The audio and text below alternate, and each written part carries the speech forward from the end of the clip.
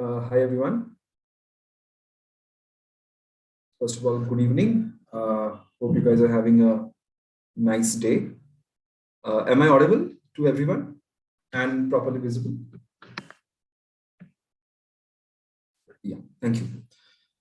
So before we start, let me give you a brief intro on who I am, what I have been doing over the past few years. And after that, I will give you a very brief 2-minute download of, or more of a summary of what this talk is about. And then I have some slides with me. We can go through that. And I'll reserve the last 5 to 10 minutes for Q&A. At the same time, in case you have any questions or any doubts, you can put them up in the chat. I will try to pause between each section, and if the questions have short and clear answers, I will try to provide them at that point itself. Otherwise, I will take them all at the end. Okay. So hi everyone, my name is Bodhisatwa Choudhury. Let me give you a brief intro of who I am and where I have been. So I was born and brought up in Agartala, Tripura. It's in the Northeast. I did my engineering from NIT Trichy, after which I worked in ITC for around 3.5 years. I was in the tobacco division there. Post ITC, I did my MBA from ISB, 2016 pass out. After which I worked for 2.5 years in McKinsey, post which I worked another 2.5 years in Oyo. And after that, I joined Blackbuck. So in McKinsey, I was mostly in strategy and operations, primarily in the automotive sector, with a bit of construction thrown in, infra and construction thrown in, mostly within the country. Although I had one cross-cultural study, or I would say cross-country project, which was in the Middle East. I met some people, I met people from all over the world there, and that will also play a part in one of the slides. After McKinsey, I joined Oyo. I was leading the India supply retention business for the franchising model, which is the major business in Oyo. Around 2.5 years, towards the last 1 year, I was looking after supply products and services for India and Southeast Asia. And then I have recently joined Blackbuck around 4 to 5 months back. As you know, it is one of the unicorns of the last year, and we are in the transportation business. Primarily, it is intercity full truckload, long haul, basically. There, I am looking after transactions and monetization of the marketplace platform. We have launched a marketplace there. It is the biggest marketplace in the country. And my job is to basically convert that from a thin stack model to a full stack model. So yeah, so that was about me. Apart from that, I love reading. I used to love traveling. I used to make it a point to travel at least one country a year outside India. But now for the last couple of years, as you know, we have not been able to do that. And I love music. I have dabbled a bit in music in my school, school, college, MBA, ISB. I was part of the music group there. So yeah, that's more of a passion or more of a hobby. So yeah, that is about me. Suhaib, you have raised your hand. Is there any query? You can basically type it in the chat. Yeah. All right. So today's session is around adaptive leadership and strategy in the new age. Now, what does it mean? It means, so why do we need to talk about adaptive leadership and strategy? And what does it mean? So there is a single word that you will often hear. It's called Agile Leadership, which is basically another name for adaptive leadership and strategy. Now, why do you need to be agile, especially in today's world, in a startup scenario? The world is changing very fast. Industries are changing very fast. There are incumbents, but there are newcomers who are launching new products day in, day out. There's a lot of disruption going on in almost every industry. Hence, a leader has to be agile. Along with that, there are multiple other factors which also combine, like a very young and fresh workforce that is working with you, dismantling of certain hierarchical structures in the industries, which make it mandatory for someone who is aspiring to be a leader or is a leader to be extremely agile in the way he thinks and the way he conducts himself. And we'll be talking about what are the elements of it and what are the different levels of agility that you need. Again, that you need. Again, this is, so the slides are more of a structure. However, I'll try to pepper it as much as possible with my personal experiences so that it will be easier for you to connect with what I'm saying. Again, at any point, if you feel that there is something that you want a clarification on, please feel free.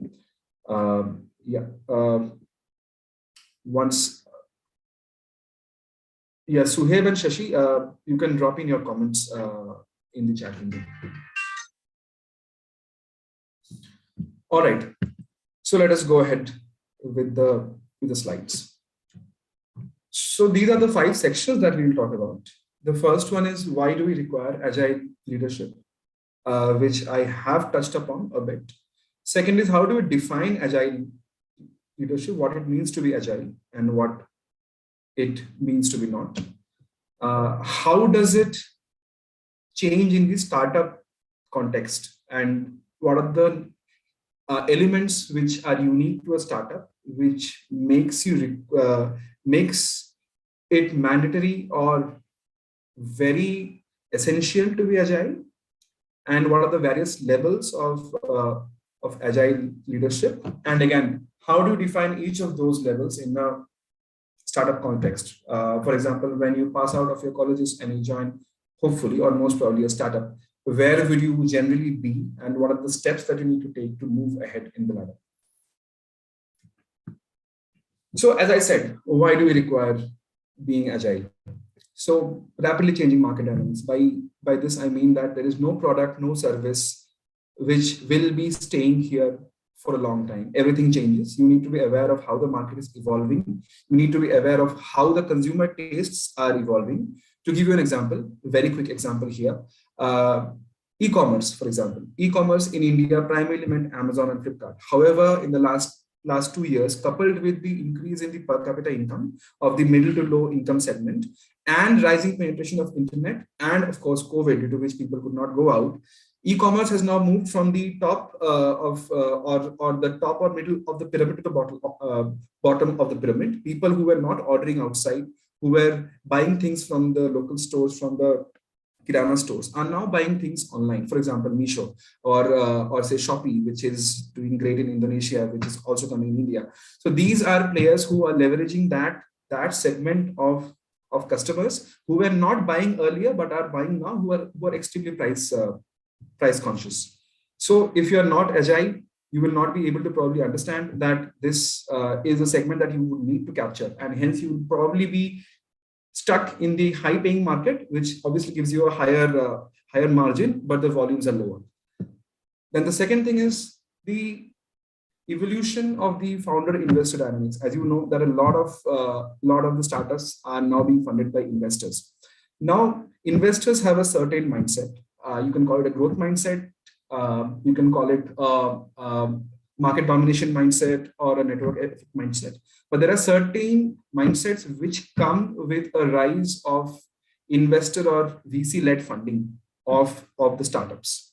If you're not agile to capture that trend, you will not get the funding. And of course, if you are not agile in your thought process, you most probably will fall short of the expectations of the investors.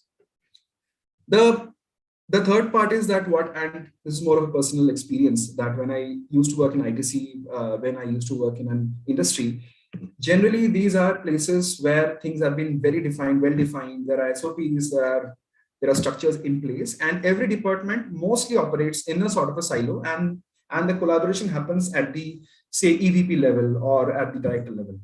However, in most startups, since these are new, those structures are not in place yet.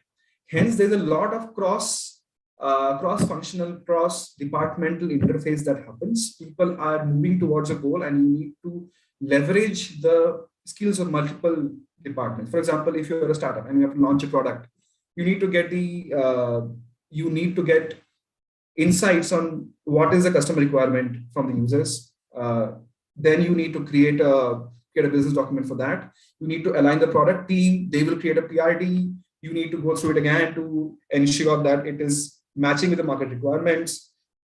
There will be a P&L to that. So you need to involve finance, especially if there are transactions involved. You need to do a UAT with the product team and then get back. You will have to leverage marketing team to ensure that it is marketed properly. If it's a sales driven organization, you will have to sell it on the ground.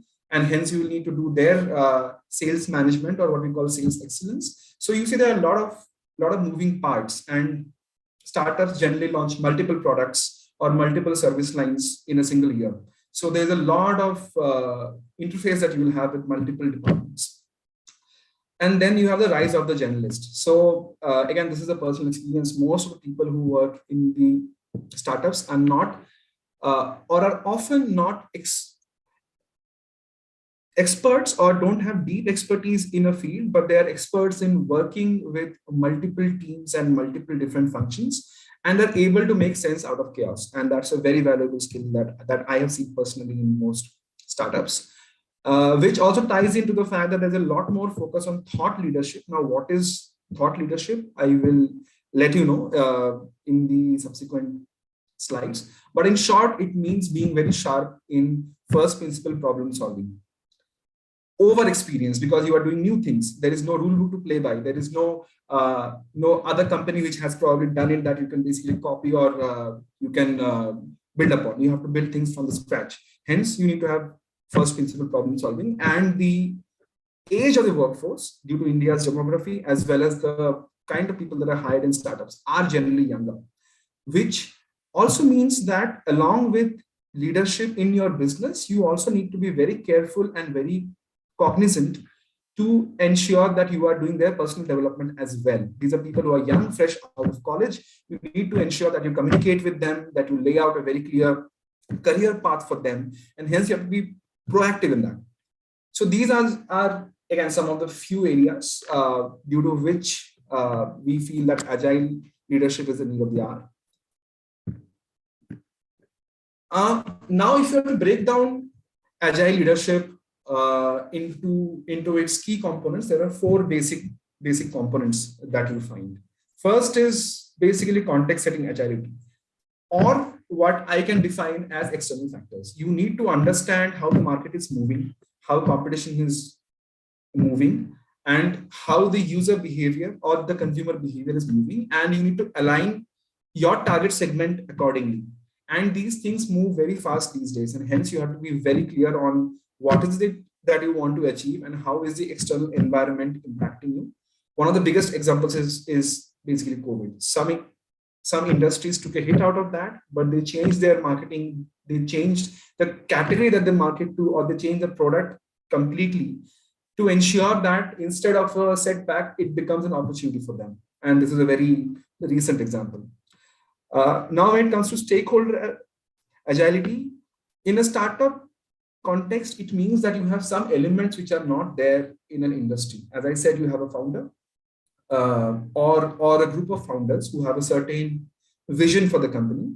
You have your stakeholders, who in this case are your investors, and they have certain interests. And then you have the various departments who also have their interests involved. Being a leader means you should be able to align all the interests in a way that whatever you are doing is a win-win scenario for all the people involved. The third thing is basically creative agility, or what we call creative problem solving, or first principle problem solving. In short, in a line, if I have to tell you, it means being able to connect the dots. You now know the external factors as to how the market is moving, how the consumer segment is moving, and you know what are the motivations and what are the goals of your founder, of the investment that you are receiving, and the market per se, and how you basically combine these two and figure out a strategy which creates a win-win formula for the investors, for the founders, for the company, for the various departments, and of course the customer. And the fourth is more inward, or it is more intrinsic, and it is about what kind of leader you are, what are your leadership ideals, and how you motivate the people around you and especially below you in living by that ideal. Are you able to understand what the what the culture of the company is and how you align with that, and are you able to align the people below you or your team or your department in the same goals. So these are the 4 basic building blocks. Any questions up to now? Please feel free to type it out there. I will take it up.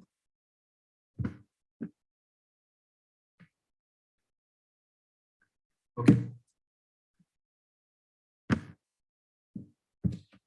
Yeah.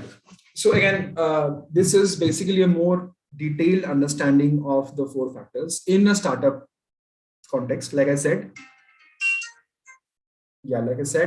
that understanding the broader market trends. If I take an example from Blackbuck, it would be that we know that now we have a large portion of the supply or the truckers with us who trust our platform, and what they require is load, or they require things to move from point A to point B. They don't want to wait. They don't want their truck to lie idle. On the other hand, we have demand in our side. So how to match these two? How to understand how the emergence of D2C players or e-commerce will lead to a growth in intracity volume, and then do we go ahead and do that? We are right now intercity. Do we enter intracity? If yes, then which segments? Who do we tie up to? These are things that evolve with time. And taking measures accordingly, like I mentioned, cost over convenience due to the rise of the middle income group who have more disposable income. Exploring the economies of intracity versus intercity that I said right now. And this means that leaders have to be constantly aware of what the market is. A lot of studies required in that. You need to be very aware. You need to read articles. You need to understand how the trends are moving. Again, stakeholder, I've already explained this, basically internal and external stakeholders. Internal stakeholders basically mean your founder and the departmental heads. External stakeholders are your customers and the investors. How you align the interests of all the stakeholders, and in both short term as well as medium term, and you align the products that you're launching or the services that you're launching accordingly. Again, creative agility, as I said, right strategy, problem solving, creative problem solving. How are you able to connect those dots? I will just stay here for some time so that people can read through the slides. I will not repeat them. Basically, it means leveraging the changing scenarios and leveraging the changing investment and investor mindset to create the best strategy for yourself, for your company, and the consumers. And how aware are you of your leadership style, of how agile you are, and what are the things that you need to develop, and what ideas you have to progress through the pyramid. So to summarize, again, this is basically a framework which has those 4 elements, but there are sub-elements as well, which we'll talk about going ahead. So context setting, or the broader picture, means being aware of the situations, which is basically the market, and what is the purpose that you are trying to solve, what is the goal, what is the outcome that you're trying to drive. If you come to stakeholder management, understanding your stakeholder and what is your power style, or how do you influence them, what is your style to influence them, and basically bring them on the same page. How aware you are of the various connections when we come to creative agility, and how reflective you are in your judgment and in basically connecting the dots. And in terms of self-leadership, how aware you are and what is it that drives you, what is your developmental motivation, and how it ties in with your awareness of yourself. Now, again, this is highly theoretical, and let me call it out here that there is no clear segregation between the different levels. So it is not that, okay, today I'm an expert and then I do XYZ and then tomorrow I become an achiever or a catalyst. These are more of a gradual progression amongst from the bottom to the top amongst the different layers. However, even comparatively, there is a shift that happens when you go from an achiever level to a catalyst level, and how that shift happens, I'll explain. And when you go to a synergist level, there is another the shift, say from a co-creator to a synergist. So these are two shifts that I have seen in myself or in the people that I've worked with. I've worked with wonderful founders in the past, and I'm working with wonderful founders now as well. So there are probably a couple of pivotal points, but in general, it is highly it's highly gradual process. It's more of a gradient. It's more of an analog scale. There is no 0, 1 or a right answer or wrong answer here. So now we will get into how you define those 4 brackets, as in those 4 founding pillars of agility, and how that changes when you move from expert to achiever and so on and so forth up to synergist level.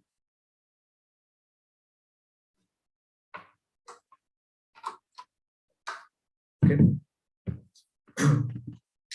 So an expert level is what you generally start at.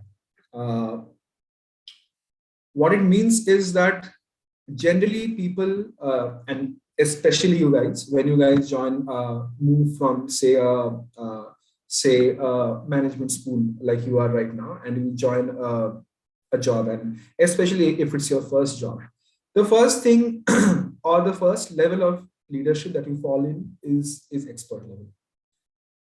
In very short, in a single line, if I have to explain what it means, it basically means someone who is an expert in a certain technical field or in what he is doing. It can be marketing, it can be coding, it can be data science, etc.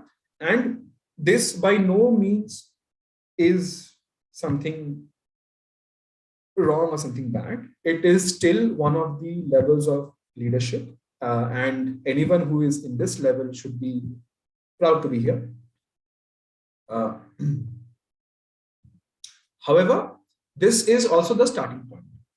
Now, in terms of context setting or understanding the environment, an expert level leader generally is aware of the task which he has been given. The broader context is something that he is mostly not very aware of. For example, you have been given a project, and the project is that you have to develop a product, for example, for a certain customer segment. You are very focused towards that product. You will probably look into what the customer likes and dislikes are, what are the failure points for the product, and you will go ahead developing it. However, at this point, you do not have an idea on why is this product being made, how does it tie into the broader picture of your company or the broader strategy. You are focused more at the task in hand, and your sense of purpose is primarily tactical, relating to certain tasks. You have a set of tasks which you have to complete in say a month or 3 months. All that you are worried about or you're focused on is how to complete those things. In terms of understanding stakeholder agility, you understand what your probably boss wants, what your department head wants, but you do not have the appreciation of what the other departments or other divisions might want. For example, if you're building a product and you're part of the product team, you would want to make the product as seamless as possible. However, there might be certain aspects to it which will be hard to sell. So a business team might have an opposing view. You are at this stage able to tolerate those views, but you are not mature enough to actually work with them and bring them on the same table because you have certain inherent biases. And your power style is mostly assertive or accommodative. For example, I am a very assertive person. I try to push through my agenda. There are some people who try to accommodate as well. However, it is more of a power style which is built on hierarchies. And if it is someone below you, you'll probably want to assert your dominance. If it is someone above you, you'll probably want to listen to what he or she is saying and come up with a factor that sort of solves it. In terms of problem solving, again, you have a very black and white view of things. You are not creative enough at this point of time. And your judgment is based primarily on your experience and your expertise. If you have done something in the past, you are a Scrum Master or you have done certain frameworks in the past, you will basically go ahead with them itself. You are not looking into, or you're not doing too much of blue ocean strategy, or you're not doing too much of first principle problem solving. And in terms of your self-leadership, your introspection is restricted to your current role, and your developmental motivation is mostly driven by what rating you will get in the next cycle. Your leadership ideals are still not very developed at this point of time, and your purpose or what it means to be you is driven primarily by external factors like how your boss treats you, or how your departmental heads do they recommend you, do they rebuke you, and it really impacts you, and your sense of worth is highly dependent on that. From here, when you move to an achiever level, you find certain shifts in certain areas. Some of the shifts are highly visible. Some of them are more of more of a gradient here. Your situational awareness is wider than at an expert level. For example, you know the strategy behind a product. For example, in Blackbuck, when we developed the marketplace, we knew why we want to develop the marketplace, because there was captive supply which we had, and we knew that we have one part of it with us captive who anyways come to our app for the other services. Why not build a marketplace, and all you need to scale is the demand.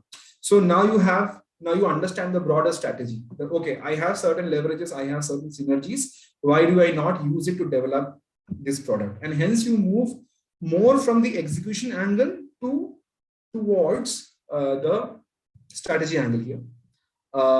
And you move from a very short term 1 month, 3 month cycle to more of a 6 month to a year cycle. Yeah. In terms of stakeholder understanding, understand your stakeholders much better. You can work a lot more collaboratively with the divisions, with the departments, and your power or the way you project power is not as much reliant on the formal structures of hierarchy, and you are able to understand what are the inherent requirements or certain win-win scenarios between different departments. For example, if I take an example of my OYO days, I was in supply, there was a revenue team. There were certain areas where the KPIs or the KRAs were mutually clashing. For example, there was a group of supply which was not revenue generating. It was more like it was revenue deprecating, for example. So for the revenue team, it would make sense to remove those from our supply. But from a supply point of view, we believe that supply brings demand. Hence, from our perspective, though that supply was actually good supply, which can pay off in the longer run. So what we did was that to work together, we tried to figure out what are the various, so we basically divided that supply into various layers. And of course, we said that the ones where we do not see any future growth in supply, future growth in demand, because we have enough number of hotels present in a geography. And if we take this hotel out of our network, it will not impact our ultimate revenue. And this particular hotel is revenue deprecating. Hence, it makes sense to move it out. However, certain new markets where we found that right now we are not making money, but in the future we will be able to make money because we are growing our supply there. We said, yes, we will take a burn here, but it works win-win in the longer term. So that is how you ensure that two departments who might have mutually clashing ideas or mutually clashing KRAs are able to work together. You have to find out win-win scenarios. You have to give some and you have to take some, but you have to keep a longer term perspective. So if I thought about 1 month or 3 months, it would not have worked, because in 1 or 3 months, it would have stayed revenue deprecating. But if I took an outline of say 6 months to a year, there was a good chance that if we did a few things right, these would be revenue makers for us. So that's just an example of how you manage multiple stakeholders in your business. In terms of first principle problem solving, this is where you start understanding structures, you start understanding frameworks much better. And this is where you start working on developing strategy, as in which market to enter. Do I enter this market or not? What are the pitfalls? What are the advantages, etc. And you are not very dependent on your expertise. You are more than happy to talk to other people to get their expertise. You are more than happy to think first principle, to think through, to get user insights, and then change your judgment depending on that. However, at this point as well, you are not very aware of your biases. Every person has certain biases depending on his past history and how things have been. And hence, that is still something that will require you to go to higher levels of agility to mitigate. At this point, you become more introspective, and your sense of identity is not so much tied down to short-term feedback from your superiors, but it also includes your longer-term career objectives, and you are much more cognizant of taking feedback in a positive way to develop yourself over the longer term. Now we come to the third layer, which is basically a catalyst level of agility. This is where things start moving from a mid to junior level to a like senior, mid to higher level of leadership. As the name suggests, catalyst by definition means someone who can bring multiple people on the same page and drive towards a common goal. These are people generally who are very good in cross-functional coordination and cross-departmental coordination. Generally, these are people who do not have a huge team who they can leverage, and hence they need to move things by moving multiple stakeholders. At this point, you are cognizant also of not just the business goals, but also the value of the company, or what is the culture and what is the environment. You generally keep that in mind. For example, someone who is, say, an expert or an achiever level probably will say that, okay, I have set up a telecalling system.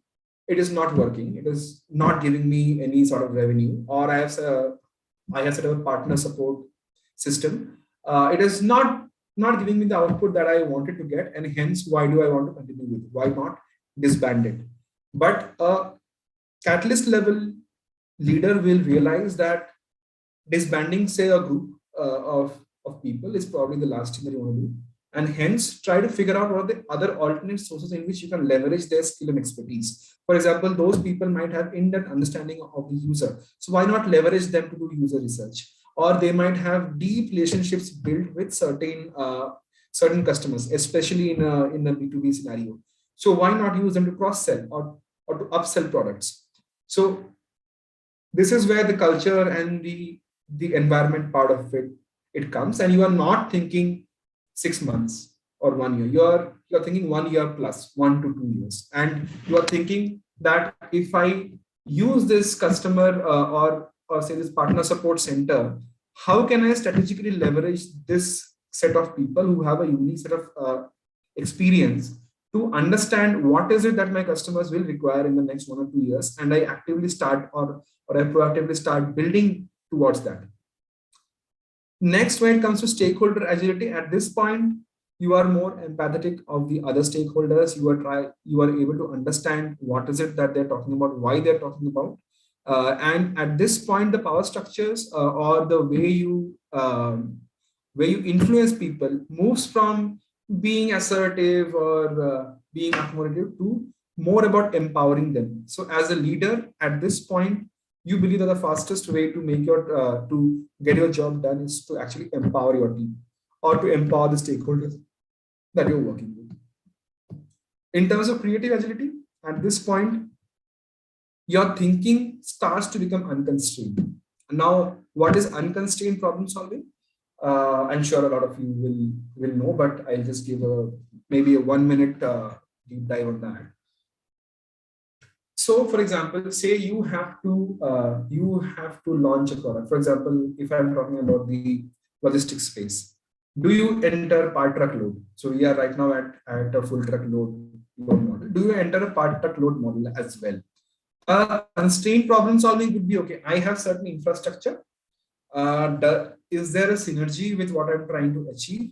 Given the infrastructure, will I be able to go into or say pivot to a part truck load model? Given the resources that I have or the manpower that I have or the money that I have to burn, will it be enough for me to set up the infrastructure required? That is constraint problem solving. Unconstrained problem solving means, let us assume that I don't have any constraint. What is it that will take me to be the industry leader in 2 to 3 years time and be among the top 3 of the industry in a year's time? Now, if it requires, say, X million of investment, hiring of, say, X 100 people, and will take up basically a certain product bandwidth. Now I'll try to analyze, okay, what all can I achieve, what are the constraints that I have, and what are the constraints that I can actually overcome. And hence, my thinking would be a lot broader than if I started from being a constrained problem solver. And at this point, the judgment moves more from being data driven. Of course, data will be there, but this is where you also bring in the past expertise of the company, not yourself, of the company into play. Often I have seen people go into data and try to reinvent the wheel. Doesn't really work in all cases. The most efficient solution, at least in my mind, always has been that you have your data and you do the analysis, but at the same time understand what your company has done in the past, which you can leverage, any expertise that you can leverage there, and what your competitors have been doing, which you can sort of understand and try to see that will it help you in your goal. So you bring in the past experience of yourself and also the company, and you are a lot more okay with actually receiving feedback, and you actively seek out 360-degree feedback, like actively seek out feedback from your peers as well as your subordinates. Obviously, superiors तो देते हैं रहते ही रहेंगे. And your development motivation starts drawing from the personal aspiration that you have. This is okay. This is actually a pivotal shift in terms of your leadership or your self leadership goals. This is when you start asking, who am I? What is it that I stand for? There are leaders who stand for being brilliant problem solvers. There are leaders who are excellent executioners or hustlers. There are leaders who are known for their inclusivity, their humility, and their ability to bring everyone on the same page. What is it that you identify with, and then actively trying to develop that sense of identity through your actions and actively going down that path. After this, we come to co-creator, and this is where you talk about senior leadership, VP/CXO levels. And in terms of context setting, there's a term called flow. It's a psychological term. Basically, it means that you enter a state of concentration where you basically filter out the distractions that you have, and you do not understand the progress of time because you are so immersed in that problem. What I have seen that some of the best leaders that I have worked with, when discussing a problem or in a meeting, they have entered a state of flow where they could connect multiple dots, be it from the past, be it from some other industry, be it from some other company, or be it some article that they had read, and they could come up with brilliant insights. How to do it? And there's a lot of literature on how you can enter into a flow state. Generally, it means being aware of what is going on in your industry, in the company, in your competitors, and at the point of discussion, being able to critically get into that state where you can subconsciously connect all those dots. I know it seems for the GAN, and it is a bit of GAN, but it is what it is. And your time frames, which used to be 1 or 2 years, now start to become increasingly larger. Now you are thinking about the company's strategy. Now you are at the seat of a CXO, you're a CFO or a chief strategy officer. You are looking not at the immediate 1 or 2 years timeline. You are looking at how the company will progress in the next 4 or 5 years. And this is where you start thinking about what kind of mergers would be helpful. What kind of expansions would be helpful? Do you expand to a different country? Because these are things which take multiple years to actually bear fruit. You have to be very aware of what is it that you want to reach and be able to break it down into a yearly plan, for example, and be secure in the thought that it will take me 3 years of burn to reach a profitability in, say, Southeast Asia. A lot of startups actually, like Indian startups, have actually gone and tried to enter Southeast Asia, and those are all long-term strategy. In terms of stakeholder agility, again, this is a unique shift, and I have experienced something like this. That this is a place where you can look beyond certain biases and certain cultural biases which are very inherent. For example, in McKinsey, I had worked with a team which had one person from, I think, South Koreans, I was an Indian. So it was a completely cross-cultural team, and it took a lot of EQ and empathy to look beyond certain cultural norms and cultural biases to be able to work with them. This is where you can actively do that. And the power structure is actually triggered towards making improvement in your stakeholders' life. Now, in the previous level, when I spoke about in terms of a synergist, he believes that it is in his best interest to develop his team. At this point, you are thinking about development not just from a professional point of view, but also personal point of view. So you are genuinely invested in his or her well-being. In terms of creative agility, at this point, again, you are able, as I said, it's a heightened awareness, and you are able to understand opportunities and constraints without actively doing problem solving. So you are able to connect the dots subconsciously, and you are able to come up with solutions on the go. And most of your conversations will be collaborative at this point of time. From the self leadership point of view, this is basically one notch higher than the synergist, in which case you are much more open to internal and external criticism, and you learn to take it in a positive way as a developmental feedback. And your professional demeanor, or what you want to do, now ties in with your personal goals. So in the previous slide, I said that do you want to be remembered as a humble leader? Do you want to be remembered as a great problem solver? Do you want to be remembered as, say, a great collaborator? That actually ties into your personal goals, as in how are you in your private life? And the last part, which is more of, which is the synergistic part of it. At this point of time, okay, so I would say I hover somewhere between a synergy, somewhere between a co-creator and a catalyst. These are people that I probably have worked with. These are some of the founders that I've worked with, or some of the CXOs that I've worked with, brilliant people. So I will basically try to talk primarily in terms of how they have behaved, or how I have seen them behave in general. So they are more often than not in a state of flow, and this is where you start developing a certain vision. Now, you often see that a company has a vision, that there is a vision statement. I used to think that it is basically vision. But when you actually work with them, you would understand that the vision develops, or the core vision of the company develops from people who are at a synergist level of agility. And it develops from the fact that they can see how their target segment will move, or how they will behave 5 years or 10 years down the line. And the vision is aligned to that. What is it that you're trying to achieve, and who are you trying to achieve it for? For example, if you talk about the Paytm founder, Vijay Sharma, he has a vision of making Paytm the soul, or the greatest instrument of trust in terms of transaction in India. Now, trust is a vision. Transaction is a product. It's a problem statement. You cannot develop trust in a 1 or 2 year cycle. You need to keep working at it, and you need to keep developing it over a large, or maybe a much larger span. Again, for example, at Blackbuck, we have a vision to completely revamp the logistics industry, which has not changed over the last 70 years.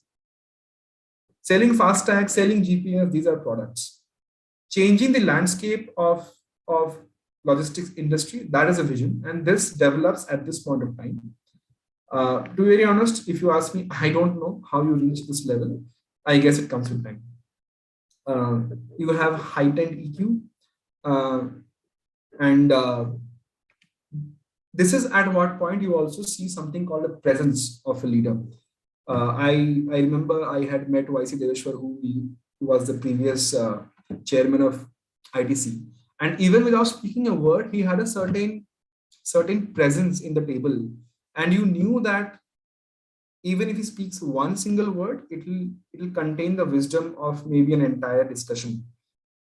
This sort of Presence comes from a combination of assertiveness, assurance, humility, and kindness, and of course, knowledge.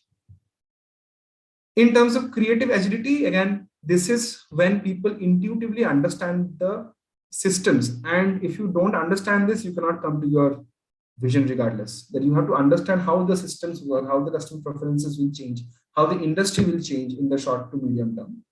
And this is where you have a storyline. So when you talk about your life, there is a story which flows, which starts from your childhood and which keeps on developing and which ties into your entire life, what you have done in your professional life as well as personal life. And from that story comes a set of ideals that you want to follow and that you want to drive. For example, if say Ratan Tata talks about helping people, being humble, he's not talking about a particular incidence or a year. This has been the story of his life and he has lived by it all through. So this is, I would say, the nirvana of leadership role. And I can only reflect and I can only probably give you some things that I have observed when I was working with some leaders that I really admire. As I have already mentioned that the junior levels are expert or part of achiever. And as you move from an achiever to a catalyst to maybe a co-creator, you go from mid to senior levels. And at the synergist level, you are already at a CXO or a founder level. And this is basically just a very quick understanding of what the different leadership levels entail. So yeah, I think I am almost right on time. So that was a deck, that was a presentation. Let us open it up for the Q&A. Yeah, any questions, please feel free to unmute and ask.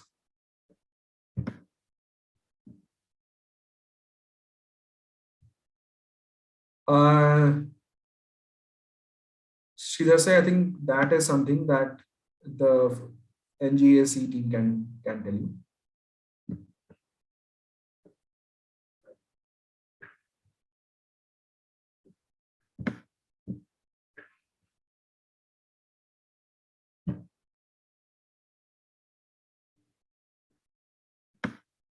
In fact, you can raise your hands as well, and I'll unmute you if there's any question that you want to ask.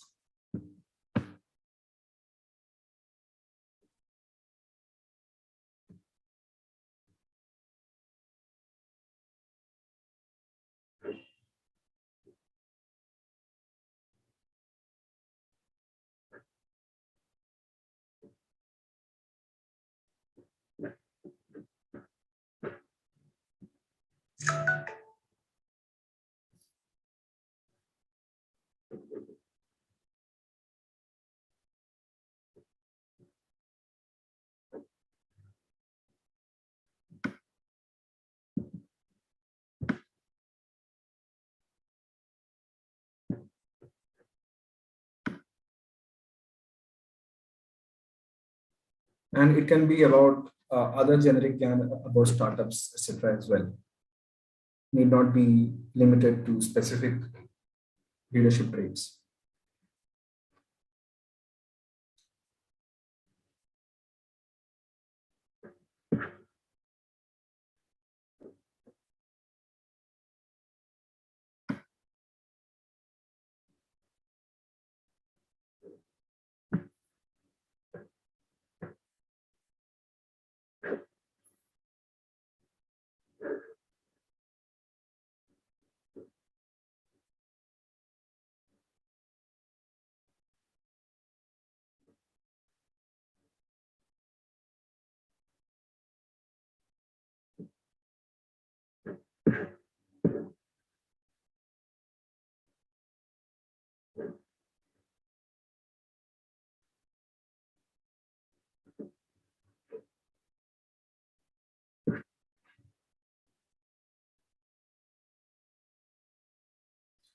Yeah, Sudha, I think you also question what should be the break-even tenure as deadline with respect to startup firm when difference. Yeah, can you explain this slightly? What do you mean by break-even tenure as a deadline? Maybe you can unmute yourself and.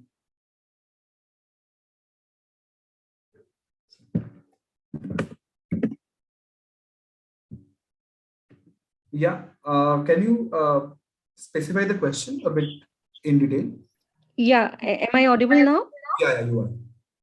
Okay. I just wanted to confirm, as in, like, suppose a startup is already running and it's been into 6 months of tenure, right? Mhm. And still we are facing a lot of challenges with respect to the revenue generation part.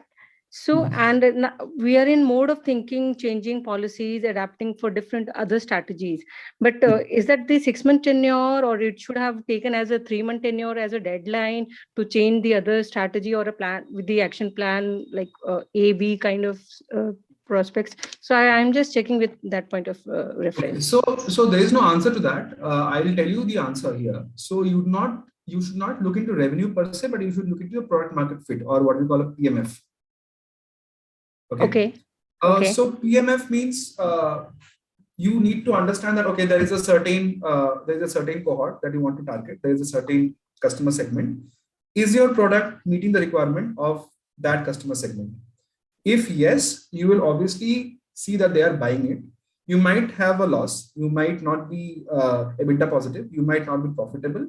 But if the PMF is there, that you can figure out very easily. Go with a very short, maybe group of customers, maybe 100. See, are they willing Okay. to buy your product? If they are willing to buy your product, that means that you are fine. Now you see how much can you expand to. If your total addressable market is only 1,000 people and your product is say 100 rupees, so the amount of revenue that you will make is not very high. So first, do you have a big market that you can leverage?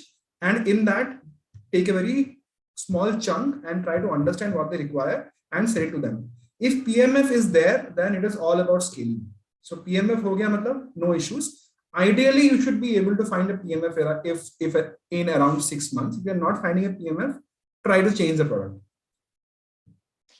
Okay, we can try to change the product, or we can add on other products in the bucket, you mean to say? Yeah. So you need to figure out why it is not selling. Okay. What about taking stakeholders onboarding at this moment with respect to the investment part and other kind of stuff? Yeah, of course. So see, from an investment point of view, generally you will you will be going for seed funding only once you have a PMF. Unless you're Yes. sure about the PMF, you should not go for an external funding or any angel investment, because they would want to see what is your product, how many people have actually bought it, do you have a PMF or not. Okay, noted. Thank you. Thank you very much. Thank you.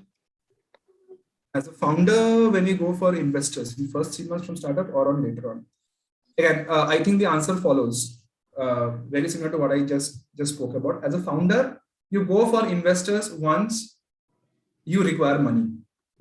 Now, when do you require money? You do not require money to make to find out the PMF. You should always first create a minimum viable product at a shoestring budget.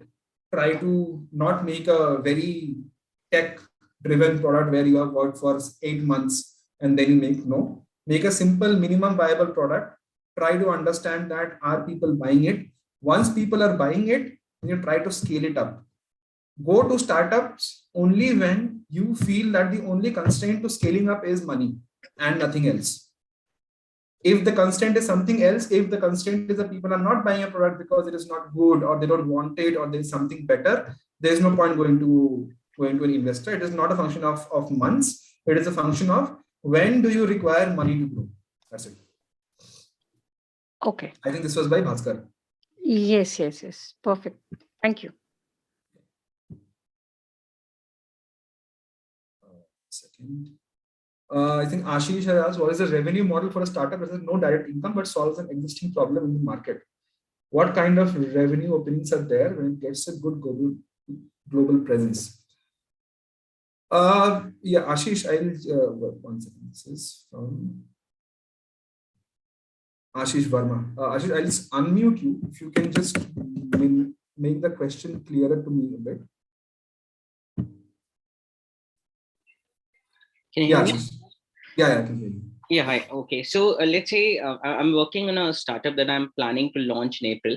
Now, it does not have a direct commission, or it's not a platform that generates income for me, but it is solving a major issue in the market, which is currently existing, and there's no other player to do that.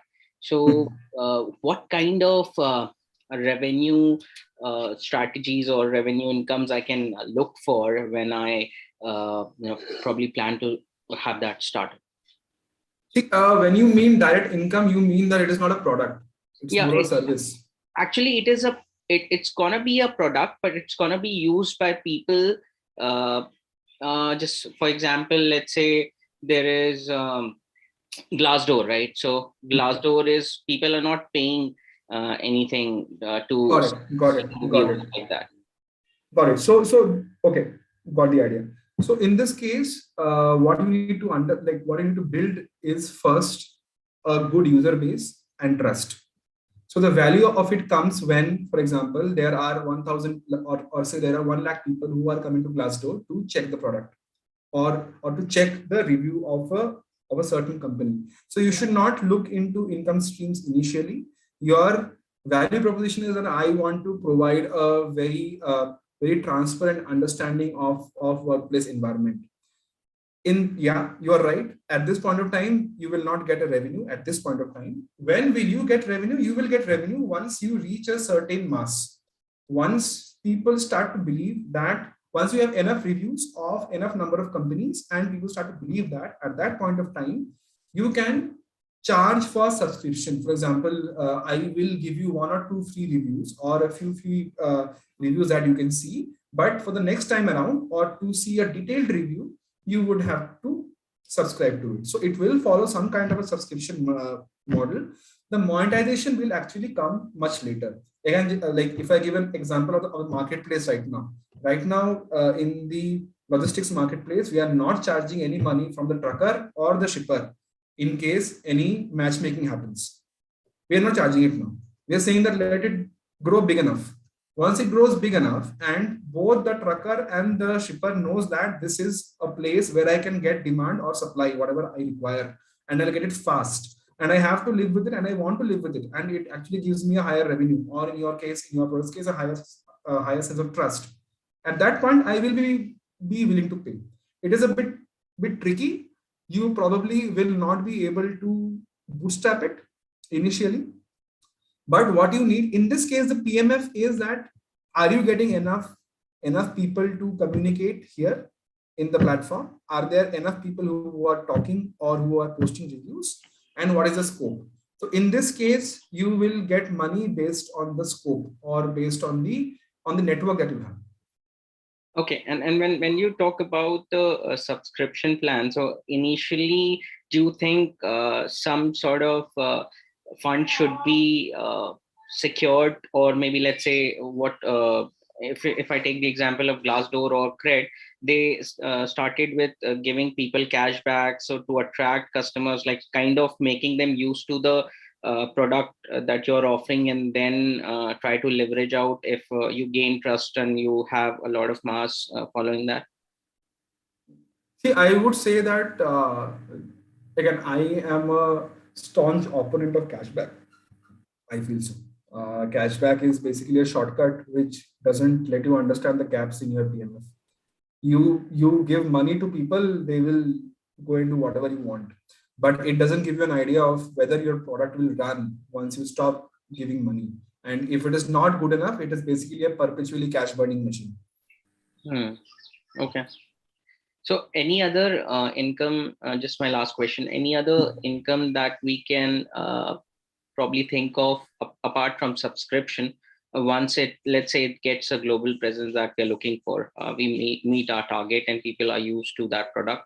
So what kind of incomes can we expect?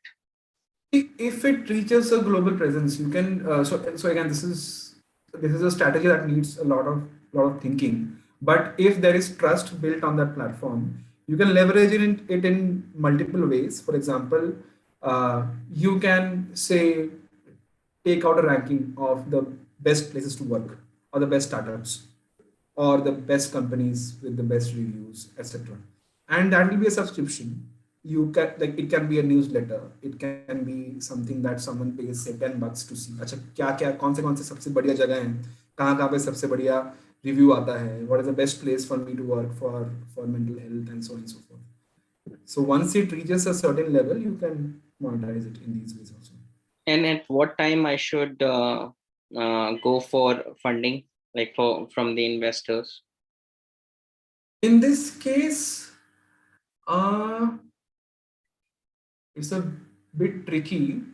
I would say that once you have, so here the PMF will be in what, like how your customer retention and customer acquisition is. And by customer, I mean people who are coming and writing reviews.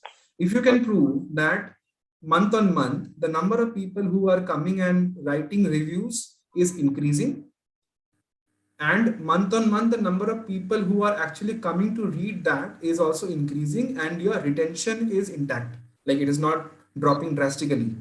That means that your volume of views, or say volume of reviews per month, will keep on growing. Once you have hit a certain critical mass, that I have say 10,000 reviews across 1,000 companies, and every day 1,000 new people come and see that, and it is growing at a X or Y% rate. At that point, you can probably go and ask for funding, because at that point you'll be able to project how it will grow, like over the short to medium term. Okay, fair enough. Thank you. Okay, any more questions? Else we can drop off.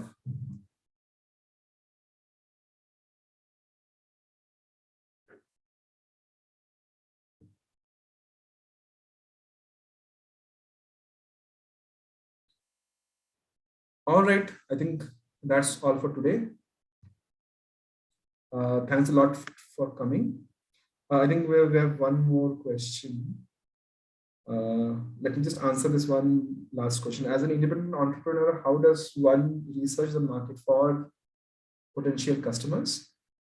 And if applying the process, the first steps of building a startup, things a beginner should focus on for the initial days.